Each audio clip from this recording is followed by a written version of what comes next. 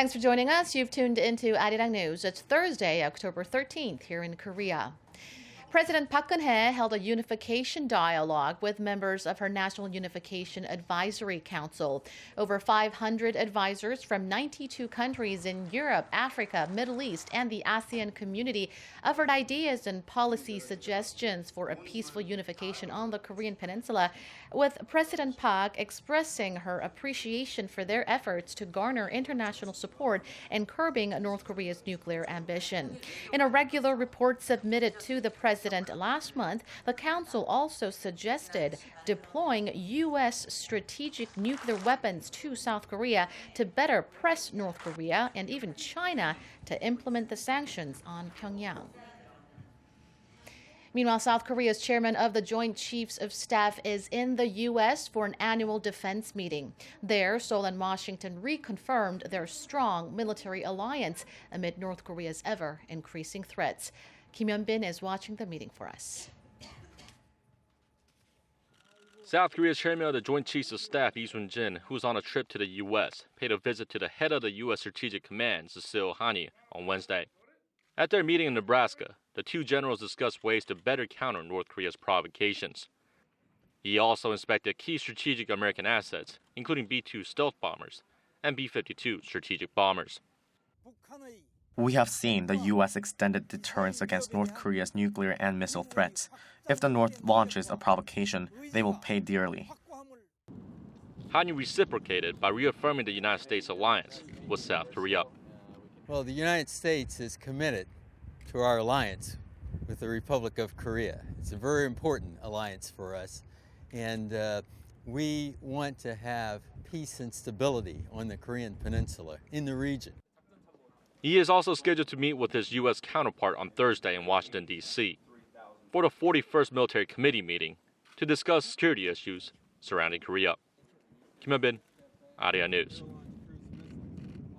The Bank of Korea held its growth outlook for this year steady at 2.7%, but it cut the outlook for 2017 to 2.8%, down by 0.1 percentage point. The central bank's previous growth projection for this year was revised down to 2.7% in July from 2.8% in April. The downgrade for next year comes as the economy has been unable to pick up much growth momentum. Experts say the economy is being weighed down by the government-led corporate restructuring of the nation's ailing shipping and shipbuilding industries. Hyundai and Kia Motors have seen their combined global sales drop this year from the year before. This marks the first decrease since 1998, when Korea was hit hard by the Asian financial crisis. The world's fifth largest automaker, Hyundai Motor, and its sister company Kia Motors sold slightly over 5.6 million cars in the January to September period this year, down nearly 2% from a year ago. The sales drop comes due to sluggish demand abroad, especially in emerging markets like China, where local brands shielded by strong price competitiveness are growing fast. The end of a recent consumption tax cut at home also dragged sales down. 3 Korean nationals have been found dead in the Philippines in the 4th such incident in the country this year. Authorities from both countries are working together on the investigation, and Korea will dispatch a special investigative team to the country later today. Kwon So-ah has the details. 2 Korean men and 1 woman were found dead Tuesday morning. All of them had gunshots to the head, and all are believed to be in their 40s or 50s. The incident occurred in the city of Bacolor, some 75 kilometers north of Manila. According to Seoul's foreign ministry Thursday, the Korean embassy in the Philippines was informed by local police that the victims were found at a sugarcane farm. One of the men had his feet tied together and the woman had her wrists bound. Korean officials are currently on site and working closely with the Philippine authorities. Korea will also dispatch a separate special investigative team Thursday that includes veteran police officers specializing in crime scene investigations and a professor from the National Forensic Service. According to local police, the motive is not yet clear, but there is speculation that someone kidnapped and murdered the victims out of revenge. So far, there has been no evidence found related to who the perpetrator or perpetrators might be.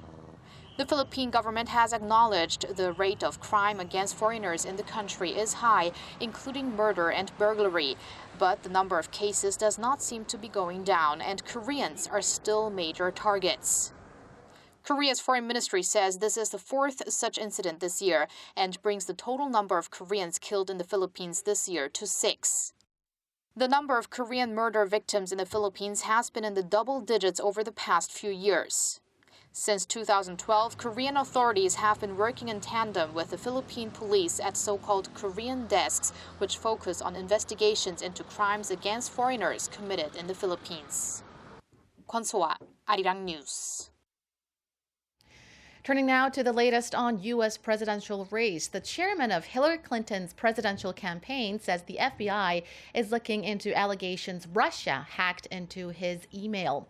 John Podesta says the investigation is part of a wider probe regarding possible Russian ties linked to the leak of email from Clinton's senior campaign staff. He claims Russia is trying to influence the U.S. presidential election in favor of Donald Trump. Podesta also said Trump's camp might have had advanced knowledge that the leaks were in the pipeline. The whistleblowing website WikiLeaks has been releasing thousands of Podesta's emails since last Friday, some of which contain material that could potentially be damaging to Clinton's campaign. Russia has rejected U.S. claims that it's behind the leaks. That does it for this edition of Arirang News. Coming up next is Business Daily. Stay with us.